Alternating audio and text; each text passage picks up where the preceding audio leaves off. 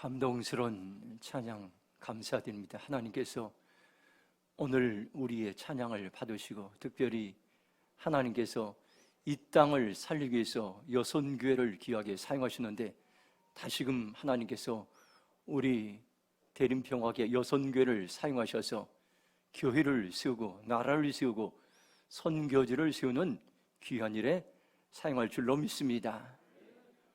오늘 2022년 부활주일 예배에 참석한 우리 모두에게 하나님께서 다시 한번 이 땅에 소망을 선포하고 이 부활의 역사가 다시 한번 우리에게 하나님께서는 은혜와 능력으로 임할 것을 우리에게 말씀하셨습니다. 하나님께서는 우리 교회에 코로나가 끝나면 예외의 부흥을 하나님께서 말씀해 주셨는데 오늘 하나님께서 2022년도 부활주일을 통해서 대림평화교회의 예배에 부흥이 일어날 것을 선포합니다. 하나님의 많은 은혜를 부으시고 우리가 예배를 드리면서 죽었던 영혼들이 살아나고 절망했던 영혼들이 소망이 생기고 우리가 가는 곳마다 놀라운 예배를 하나님 부흥을 허락해 줄 것입니다. 또 한 가지는 2022년도 부활절 예배를 통해서 선교지의 부흥이 일어날 것을 선포합니다. 남아공과 네팔과 말라위를 통해서 하나님의 놀라운 부흥을 일으키시겠다고 약속하시고 말씀하셨습니다. 이 부활주일은 참으로 놀라운 하나님께 행하신 역사적인 날들인 것입니다. 예수님께서 바로 부활하셨고 이제 모든 사망을 이기셨습니다. 그리고 이 땅에는 바로 처음 선교사들이 4월 4일 부활주일에 우리나라에 와서 이 땅에 희망을 선포했기 때문입니다. 오늘 바로 그 역사를 하나님께서 이어가기 원하고 오늘 우리를 통해서 그러한 일들을 하나님께서 이루시기 원하십니다. 오늘 저와 여러분들이 가장 어려운 때를 살아가면서 다시 한번 소망의 삶을 살아가기로 결정하는 그러한 삶을 살아가기를 축복합니다. 2022년도 우리를 향한 부활절 메시지가 무엇입니까? 하나님은 오늘 저에게 우리에게 절박한 심정으로 부활하신 예수님을 사모하라 만나라 이렇게 말씀해 주고 있습니다. 절박한 신앙이 오늘의 고난을 돌파하고 어려운 환경을 우린 극복할 수 있습니다. 137년 전에 절박한 심정으로 조선 땅에 선교사로 들어온 사람들이 있었습니다. 1885년 4월 5일 부활주일에 감리교 선교사인 아펜젤러 선교사 부부와 장로교 선교사인 언더드가 함께 제물포항에 입국했습니다. 이들은 20대 젊은이되었습니다. 이들은 조선 땅에 대한 절박한 마음이 있었습니다. 그들은 조선에 대한 소식을 듣고 반응했던 것입니다. 이 땅에 왔던 수많은 이제 그 선교사들은 아직도 복음이 전해져야 되는 미전도 종족이라는 조선에 대한 소식을 듣고 러일 전쟁, 청일 전쟁으로 우리나라가 황폐되고 전염병으로 수많은 사람들이 죽어가고 있다는 소식을 듣고 반응하기 시작했습니다. 내가 조선에 가리라. 내가 조선 땅을 살리리라. 그들의 심장에 그들은 이제 결정하고 이 땅에 왔습니다. 우리나라에 온 선교사들은 대개 20대 젊은이였습니다. 그 나라에서 장래가 촉망되는 수재들이었습니다.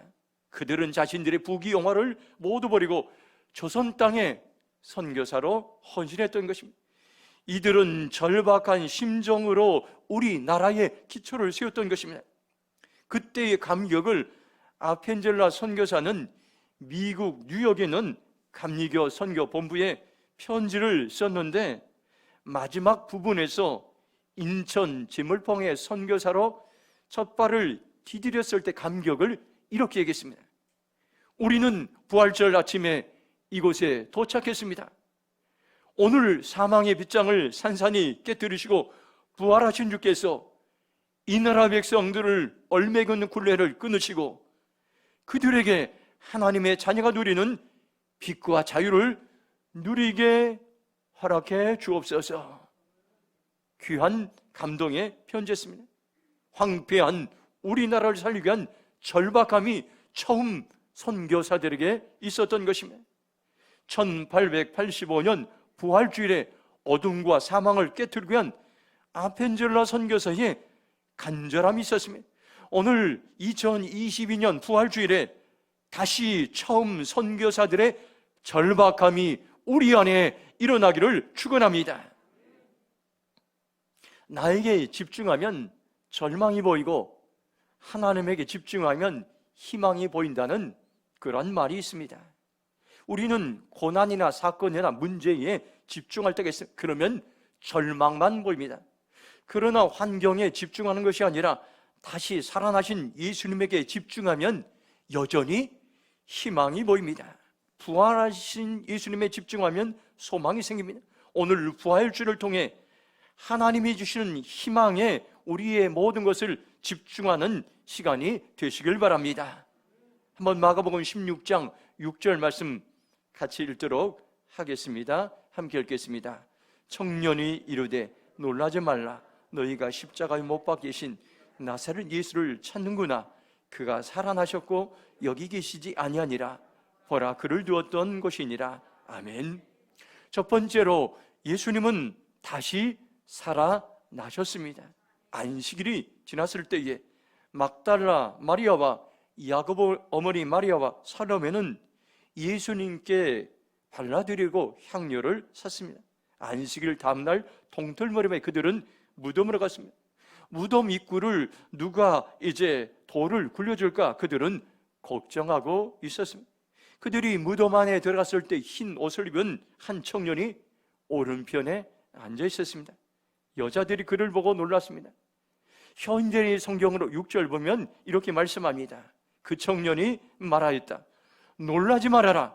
너희가 십자가에 못 박히신 나사렛 예수를 찾는 모양인데 그분은 다시 살아나셔서 여기 계시지 않는다. 보아라, 여기가 그분의 시체를 두었던 자리이다. 이렇게 번역하고 있습니다. 여기에 나오는 청년은 천사를 말하고 있습니다. 천사는 예수님이 다시 살아나심을 막달라 마리아와 야고보니 마리아와 살로메에게 전했던 것입니다. 천사는 그들에게 다시 살아나신 예수님을 분명하게 전하고 있습니다. 그가 살아나셨고 여기 계시지 아니하니라. 보라, 그를 두었던 곳이니라. 이것을 메시지 성경으로 보면 그분은 다시 살아나셨다. 그분은 더 이상 여기 계시지 않는다. 너희 눈으로 보는 것처럼 이곳은 비어있다. 이렇게 말씀하고 있습니다. 마가복음 16장에는 살아나신 예수님을 4번이나 반복해서 말씀하고 있습니다. 성경에는 중요한 것을, 진리를 말씀할 때 반복해서 말씀하고 있습니다. 6절에 그가 살아나셨고 9절에 안식 후 첫날 이른 아침에 살아나신 후 11절에 그들은 예수께서 살아나셨다는 것과 14절에 자기가 살아난 것을 본 자들 이렇게 말씀하고 있습니다. 예수님 부활 사건에 독창적인 메시지가 있습니다. 죽음에서 예수님이 다시 살아나셨다는 이 말씀입니다. 죽음과 절망을 이기고 예수님이 다시 살아나는 그 부활신앙의 핵심인데 이것은 발견하는 것입니다. 이것을 발견하는 자에게 부활신앙은 엄청난 능력이 있습니다. 예수님은 어떤 분입니까? 사도신경의 신앙 고백이 있습니다. 본디오 빌라도에게 고난을 받아 십자가에 못 박혀 죽으시고 장사된 지 사흘 만에 다시 살아나셨으며 예수님은 다시 살아나셨습니다. 이것이 부활주일에 우리 준 가장 큰 기쁨의 소식인 것입니다. 다시 살아나신 예수님을 만나면 우리는 어떤 어려움도 이겨낼 수가 있습니다. 가장 큰 죽음의 절망도 예수님은 이기셨기 때문인 것입니다. 죽음에서 승리하신 예수님이 세상 끝날까지 나와 함께 하신다고 말씀하고 있습니다. 오늘 우리의 초점이 참으로 중요합니다. 안경도 여러분들 초점이 맞춰져야 물체들이 잘 보입니다. 우리가 초점이, 믿음의 초점이 맞춰지면 세상 전체 돌아가는 것을 볼 수 있습니다. 가까운 것도 볼 수 있고 멀리 있는 것도 볼 수 있습니다. 인생의 우리의 초점은 예수님에게 맞춰져야 돼요. 전쟁의 포커스가 맞춰져도 안 됩니다. 전염병의 포커스가 맞춰져도 안 됩니다. 여러분들 부활신앙에 초점이 맞춰지면 절망이 떠나고 희망이 우리에게 시작되는 것입니다. 우리가 살아가면서 왜 쉽게 좌절하고 절망하고 있습니까? 다시 살아나신 부활하신 예수님께 초점을 맞추지 않기 때문인 것입니다. 다시 살아나신 예수님께 소망을 두지 않기 때문인 것입니다. 고난이나 환경에 집중하면 인생을 멀리 바라보지 못합니다. 하나님께서 어떻게 역사하시는지 그 하나님의 이제 역사의 눈들을 바라보지 못합니다. 눈앞에 있는 것만 보고 근심 걱정하며 매일매일 살아가고 있습니다. 인생 전체를 바라보지 못하고 부분적으로 보고 생각이 짧아서 조그만 일에도 문제나 사건이 터지면 마음이 상하여 원망하고 불평하게 됐습니다. 오늘 우리는 다시 한번 이 모든 고난, 사건, 문제를 내려놓고 살아계신 하나님께로 우리의 삶을 하나님께서 집중하기 원합니다. 우리가 잘 부르는 살아계신 주 찬양, 이 찬양을 부르면 우리는 힘이 생기고 희망이 생깁니다. 가사는 이렇습니다. 하나님의 독생자 예수, 날 위하여 오시었네. 내 모든 죄 사하시려고 십자가 지셨으나 다시 살아나셨네. 살아계신 주 나의 참된 소망, 걱정 근심 전혀 없네. 사랑의 주 내 갈 길 인도하니 내 모든 삶의 기쁨 늘 충만하네. 오늘 이 가사를 우리가 곱씹으면서 마음에 새기면 정말로 이 찬양은 영감 있는 우리를 살리는 은혜로운 찬양인 것입니다. 예수님은 어제도 살아계셨고 오늘도 살아계시고 내일도 살아계신 전능하신 하나님인 것입니다. 오늘 우리가 살아계신 그 예수님을 부활신앙을 믿으면 우리는 어떤 환경에도 낙심하지 않고 강하고 담대하게 살아갈 수가 있습니다. 제가 지난주에 1919년 필라델피아 다큐멘터리 연극을 광림교회에서 본 적이 있습니다. 역사적인 배경은 1919년 필라델피아 1차 한인 대회였습니다. 1919년 3.1 운동 후에 43일 만에 미국에서 150명의 한인들이 모였습니다. 부활절 다음 날인 4월 14일에 시작하여 3일 동안 매일 회의를 열었습니다. 한국의 독립을 위해 여러 나라에서 사람들이 모였습니다. 1차 한인 대회의 의장은 서재필 박사였습니다. 그는 최초 민간신문인 독립신문을 발간하고 독립협회를 설립했습니다. 이들은 독립을 위해 미국에 알리고 일본에 알리고 한국에 알리기 위해서 독립운동을 조직적으로 하기 위해서 회의를 열었습니다. 150명이 모였는데 대부분이 기독교인들이었습니다. 그들은 회의를 할 때 목사들과 신부들을 불러다가 설교, 말씀을 듣고 찬송가를 부르고 애국가를 불렀습니다. 그런데 놀라운 것은 여기 모인 대부분의 사람들이 150명 20대 젊은 청년들이었습니다. 유학생들이 대부분이었습니다. 이들이 우리나라 독립의 기초를 세웠던 것입니다. 독립을 위한 한인대회가 바로 부활절 다음 날에 시작되었다는 것은 중요한 교훈을 주고 있습니다. 예수님이 다시 살아나셨다는 부활신앙은 황폐한 나라를 다시 살리고 무너진 세상을 다시 재건하고 절망의 땅을 소망의 땅으로 바꿀 수 있는 놀라운 능력이 있음을 우리에게 말씀해주고 있습니다. 우리가 어떻게 하면 다시 부활하신 예수님을 만나 이제 그런 소망의 삶을 살 수 있습니까?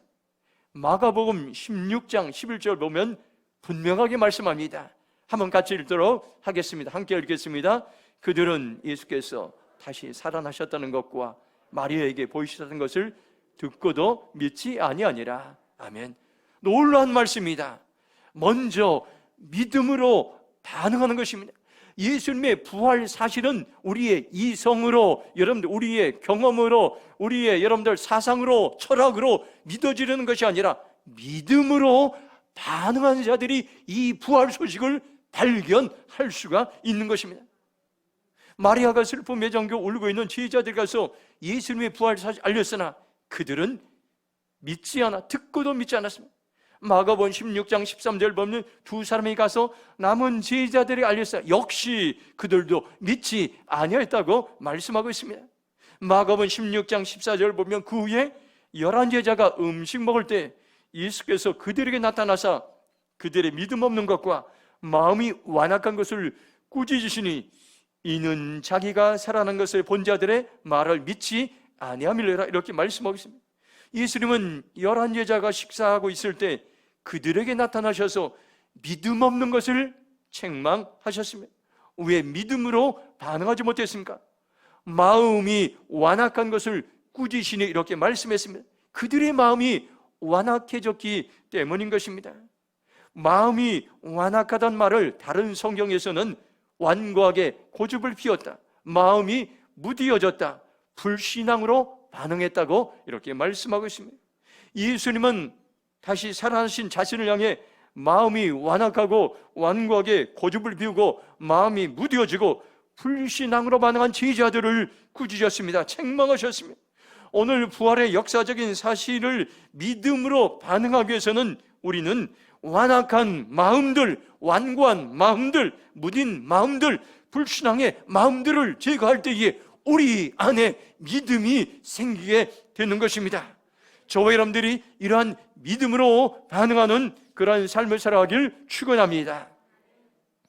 두 번째 말씀, 마가복음 16장 9절 말씀 함께 읽도록 하겠습니다. 예수께서 안식 후 첫날 이른 아침에 살아나신 후 전에 7 귀신을 쫓아내주신 막달라 마리아에게 먼저 보이시니, 아멘. 두 번째로 우리는 부활의 증인입니다. 예수님이 부활하신 처음 부활절에는 부활의 증인이 있었습니다. 부활의 목격자들이 있었습니다. 안식일 다음 날의 일요일 이른 아침 예수님은 부활하셔서 이제 7 귀신을 쫓아낸 막달라 마리아에게 먼저 나타나셨습니다. 먼저 보이시니, 이 말은 세번역 성경은 맨 처음으로 나타나셨다 이렇게 말해요. 현대의 성경은 먼저 나타나셨다 이렇게 번역하고 있습니다. 우리말 국어사전에는 증인을 소송 당사자는 아니지만 법원이나 법관의 신문에 대하여 자기가 듣고 본 사실을 진술하는 사람이라고 말씀하고 있습니다. 마리아와 이 여인들은 부활의 첫 증인이었던 것입니다. 그들의 눈으로 보고 목격했던 것입니다. 오늘 본문에도 예수님의 부활을 본 여러 사람들을 말씀하고 있습니다. 마가복음 16장 9절에 예수께서 안식 후 첫날 이른 아침에 살아나신 후 전에 7 귀신을 쫓아내신 막달라 마리아에게 먼저 보이셨다고 했습니다. 예수님은 막달라 마리아에게 먼저 보이셨습니다. 부활의 증인이 되었습니다. 마가복음 16장 12절 보면 그 후에 그들 중 2 사람이 걸어서 시골로 갈 때 예수께서 다른 모양으로 그들에게 나타나시니 2 제자에게 보이시고 그들에게 증인이 되게 하셨습니다. 그들은 가서 다른 제자들에게 부활의 소식을 알렸습니다. 고린도전서 15장 4절부터 8절 보면 이렇게 말씀합니다. 장사 지낸 바 되었다가 성경대로 사흘 만에 다시 살아나사 게바에게 보이시고 후에 12 제자가 그 후에 500의 형제가 일시에게 보이셨나니 그 중에 지금까지 대다수는 살아있고 어떤 사람은 잠들었으며 그 후에 야고보에게 보이셨으며 그 후에 모든 사도에게 맨 나중에 만삭되지 못한 난자 같은 내게도 보이셨다고 말씀하고 있습니다. 예수님의 부활을 목격한 사람들이 객관적으로 많이 있습니다. 베드로, 12 제자, 500명이 넘는 성도들, 야고보, 모든 사도들, 바울에게 나타나셨습니다. 예수님의 부활은 객관성이 있는 것입니다. 역사적인 사실로 증명됩니다. 이 예수님께서 나를 위해서 죽으시고 부활하신 이것을, 이 역사적인 사실을 내가 믿음으로 받아들이고 이것을 발견할 때 이것은 위대한 발견이 될 것입니다. 내 생애를 변화시킨 위대한 능력의 발견이 될 줄로 믿습니다. 그러면 우리가 이 부활한 예수님을 어떻게 전해야 됩니까? 오늘 말씀 보니까 하나님은 우리를 부활의 증인으로 부르셨습니다. 증인의 삶을 사는 것은 명령의 말씀인 것입니다. 우리가 순종해야 될 말씀입니다.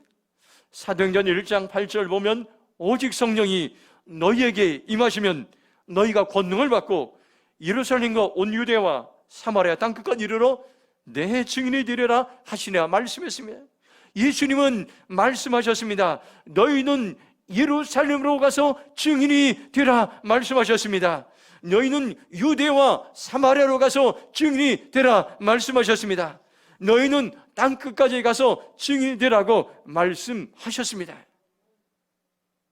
영성 훈련가인 리처드 포스트가 묵상한 신앙고전 52선이란 책을 이제 썼는데, 제가 오래전에 그 책을 이제 구입했는데 며칠 전에 제가 잠깐 한 부분을 보게 되었습니다. 기독교의 성자 성 프란시스의 이야기입니다. 그는 교회를 재건하라는 하나님의 소명을 받고 자기 아버지에게 물려받은 많은 재산들이 있습니다. 다 정리하여 가난한 사람들에게 나눠줬습니다. 그는 사명을 이루기 위해서 나병 환자들과 병든 사람들을 위한 사역을 시작하여 죽을 때까지 그 일을 계속했습니다. 그는 많은 추종자들이 생기고 자신을 위해서 기도해주는 사람들이 있었습니다. 그는 남은 생애를 어떻게 살아갈 건가 고민하면서 내가 수도사처럼 평생 살아갈 것인가, 때때로 말씀을 전파할 것인가 고민했습니다. 그는 여러 형제에게 자신의 진로를 위해서 중보기도를 부탁했습니다. 그 중에 한 형제에게 하나님은 강력하게 말씀하셨습니다. 하나님께서 당신을 이 나라에 부르신 것은 프란시스 자신만을 위해 부르신 것이 아니라 수많은 영혼을 추수하기 위함이며 많은 사람들이 그를 통해 구원을 받게 하시기 위함이라는 그런 강력한 메시지를 말씀을 주셨습니다. 그는 즉시 이 말을 듣고 순종하여 세계 도처에 다니면서 복음을 전하는 사명을 감당했고, 그를 통해서 복음 전도단이 조직되었습니다. 이사야 49장 3절에 이렇게 말씀합니다. 내게 이르시되 너는 나의 종이요 내 영광을 내 속에 나타날 이스라엘이라 하셨느니라 말씀하고 있습니다. 이 말씀을 저는 주중에 묵상을 하게 되었습니다. 하나님은 나를 부르신 목적이 하나님의 영광을 온 땅 가운데 드러내길 원하는 하나님의 마음을 알게 되었습니다. 하나님의 영광을 대한민국 안에 이때에 우리가 일어나서 드러내길 원하십니다.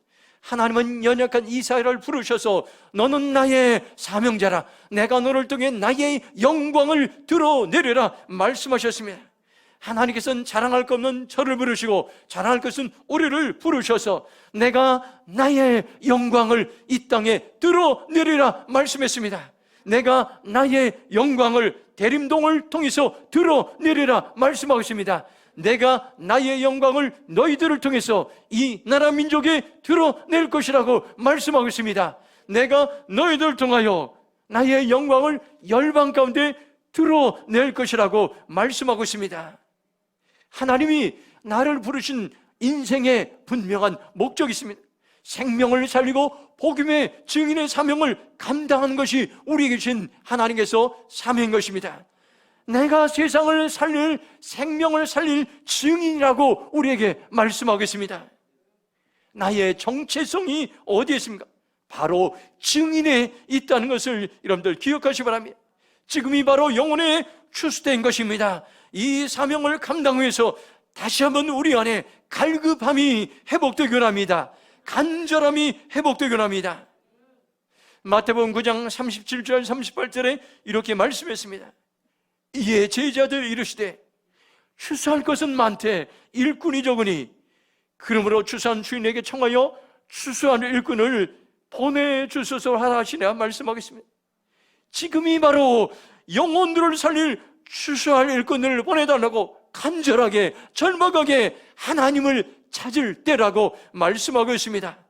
추수할 일꾼들을 보내주셔서 세워주셔서, 이것이 오늘 우리의 기도 제목, 바로 이것을 하나님 기뻐하십니다. 그러면 오늘 우리는 분명히 부활의 증인으로 살아갈 것입니다. 마가복음 16장 15절에 이렇게 말씀합니다. 또 이르시되 너희는 온 천하에 다니며 만민에게 복음을 전파하라 말씀해 주겠습니다. 너희는 누구입니까요? 바로 우리인 것입니다. 나 자신인 것입니다. 대림평은 것입니다. 하나님께서 2022년도 부활주를 통해서 말씀하신 너희는 온 천하에 다니며 만민에게 복음을 전파하는 공동체가 될 것이라고 주님께서 오늘 우리에게 말씀하셨습니다. 이 말씀 앞에 우리가 믿음으로 반응하며 주님, 아멘, 제가 이 말씀을 믿음으로 취하겠습니다 결정할 때 우리의 발걸음은 온 세상을 살리는 그러한 발걸음이 될 줄로 믿습니다. 오늘 이 말씀을 여러분들 기억하시면서 결단하시 바랍니다. 주님, 제가 만민에게 복음을 증거하는 증인의 사명 감당하겠습니다. 살아내겠습니다. 결단의 삶을 살아가길 주님의 이름으로 축복합니다. 마지막으로 마가복음 16장 17절 18절 말씀 함께 읽겠습니다. 믿는 자들에게는 이런 표적이 따르리니 곧 그들이 내 이름으로 귀신을 쫓아내며 새 방언을 말하며 뱀을 집어올리며 무슨 독을 마실지라도 해를 받지 아니하며 병든 사람에게 손을 얹은즉 나으리나 하시더라. 아멘. 세 번째로 우리에게 주신 말씀은 부활신앙은 세상을 살리는 능력이 있습니다. 예수님은 부활을 목격한 제자들에게 증인의 사명을 주셨습니다. 이 사명은 사람의 힘으로 할 수 없습니다. 사람의 지혜로 할 수 없습니다. 사람의 능력으로 할 수 없습니다.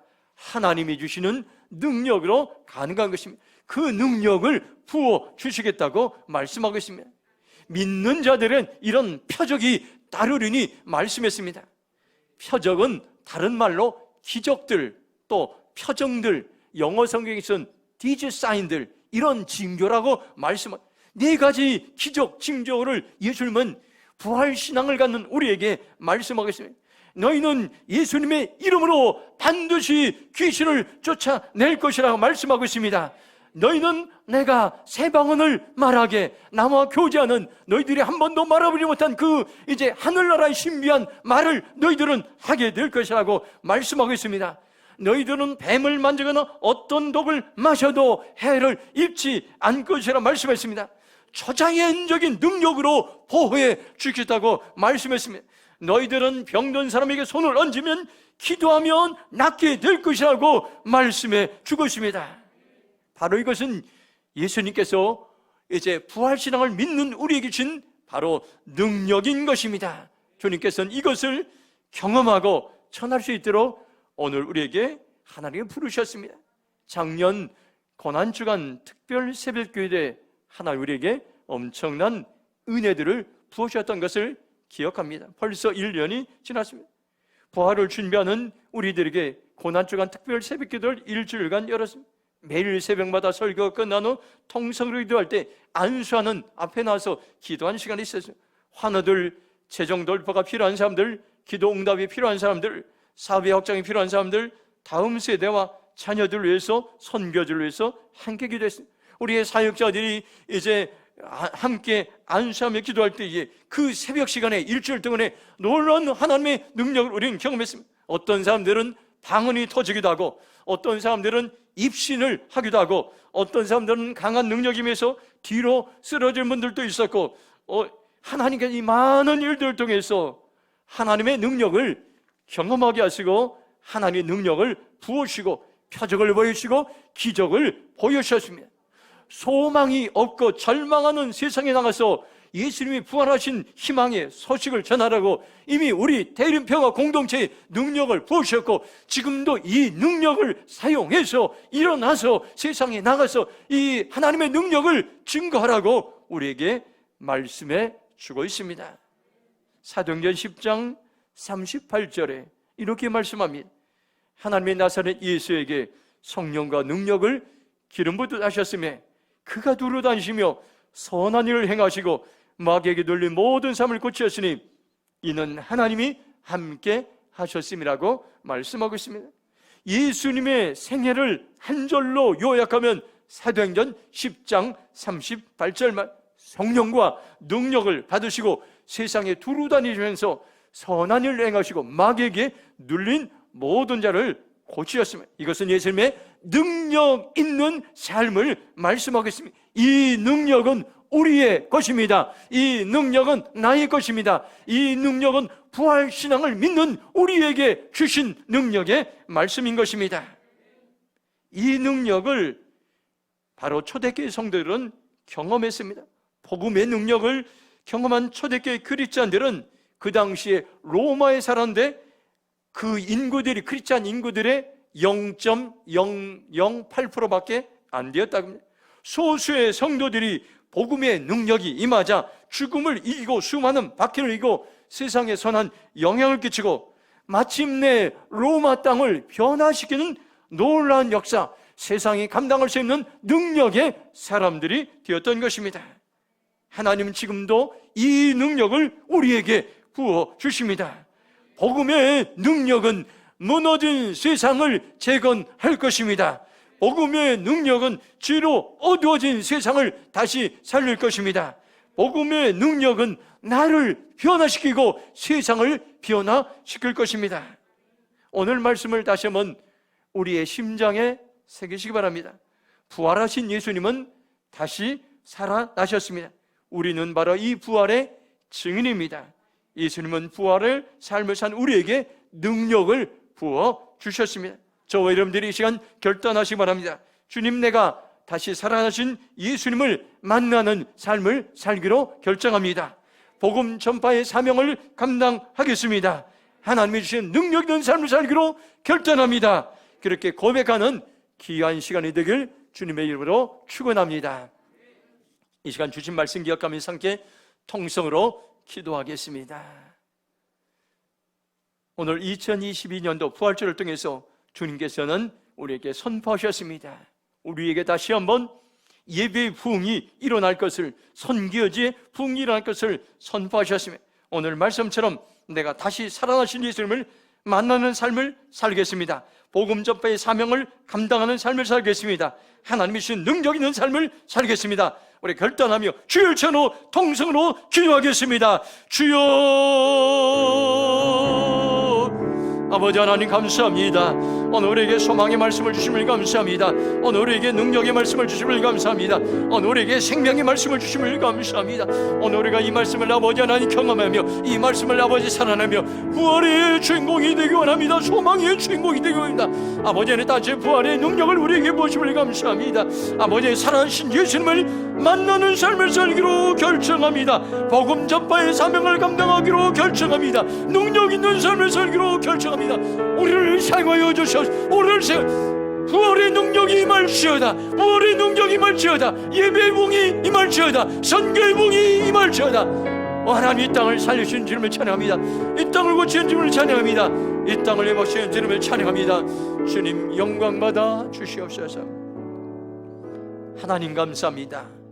137년 전에 절망과 죄로 죽음과 어둠을 가득 찬 이 땅에 하나님 선교사들 보내시고 특별히 부활절 아침에 선교사들 보내셔서 이 땅에 희망을 선포하고 이 땅을 살리게 하심을 감사합니다. 그 소망이, 그 능력이 오늘 다시 우리의 공동체 가운데, 이 나라 가운데, 열방 가운데 일어나게 하심을 감사합니다. 우리가 믿음으로 반응하며 다시 한번 부활신앙이 우리 가운데 불타오르게 하여 주셔서 살아계신 주님을 우리가 만나기 원합니다. 아버지, 우리가 다시 한번 복음 전파의 사명을 감당하겠습니다. 예수님이 주신 능력 있는 삶을 살기로 결정합니다. 우리를 사용하시고 이 땅을 사용하시고 선교지를 사용하여 주시옵소서. 그렇게 행하실 주님을 찬양하며 감사하며 축복하며 예수님의 이름으로 기도했습니다. 아멘. 찬송가 160장 부르시면서 봉헌예물 드리겠습니다.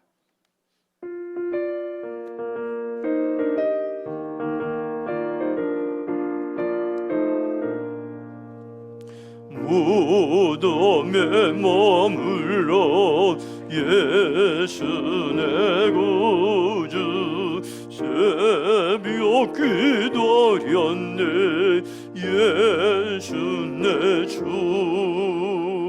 원수를 다 이기고 무덤에서 살아나셨네 어둠을 이기시고 나와 나와서 성도와 함께 길이 다스리시는 사셨네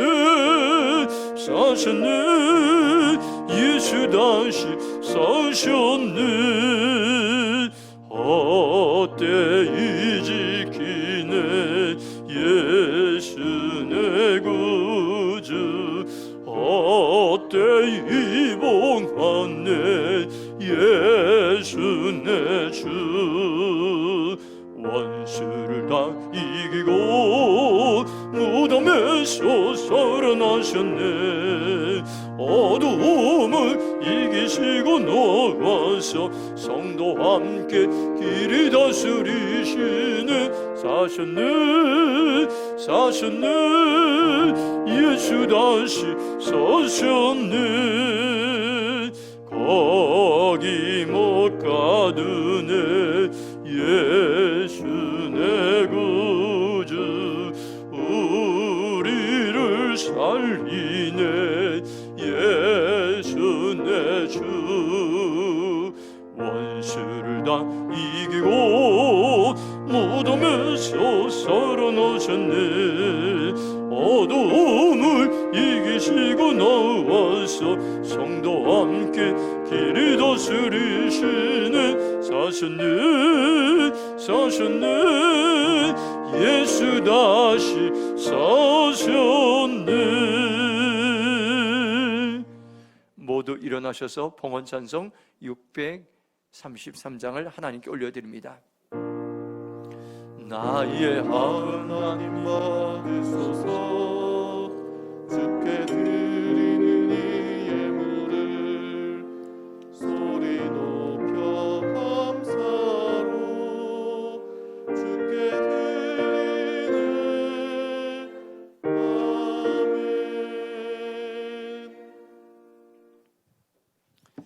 하나님 감사합니다. 오늘 부활주일을 맞아서 다시 한번 우리에게 소망과 생명의 말씀을 주심을 감사합니다. 이 말씀을 심장에 기억하며 감사함 향기로운 예물을 하나님께 올려드립니다. 하나님 특별히 11조 헌금, 건축 헌금, 선교 헌금, 일천 번제, 또 마음의 손을 담아 작정하며 드린 예물들 하나님 기억하시고 저들의 마음의 소원과 제목을 하나님 들으시고 응답하여 주시옵소서. 좋은 것들로 채우시옵소서. 부활주일 예물 드린 손길 위에 하나님 기억하시고 부활의 소망에 놀라운 역사가 나타나게 하여 주시옵소서. 신명기 8장 18절 말씀처럼 하나님 채물 얻을 능력을 보셔서 하나님 가정이 세워지고 교회가 세워지고 나라가 세워지고 선교지를 세우는 놀라운 복된 예물 되게 하여 주시옵소서. 이 시간 치유 기도드리겠습니다. 마음의 손을 가슴에 손놓고 아픈 분 그분의 손으로 기도하겠습니다. 하나님 우리의 마음에 간절한 소원이 있습니다. 기도 제목이 있습니다. 응답하여 주시옵소서. 은혜 내려 주시옵소서. 하나님 기쁨과 감사가 충만하게 하시고 낙심, 절망, 좌절, 두려움, 염려, 공포 예수님의 이름으로 명령하노니 우리 마음과 생각으로 떠나갈지어다. 마음의 소망이 충만할지어다. 감사가 충만할지어다.